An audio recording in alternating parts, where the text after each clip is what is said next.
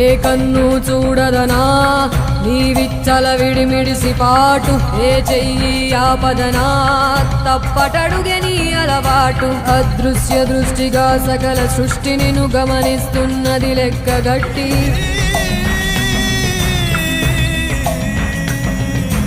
ఎంత బతుకు నీదెంత బతుకువో గుప్పెడు మెతుకుల కడుపు కొరకు ఎన్నాటలు వేటలు అవసరమా మనుజా మనుజా.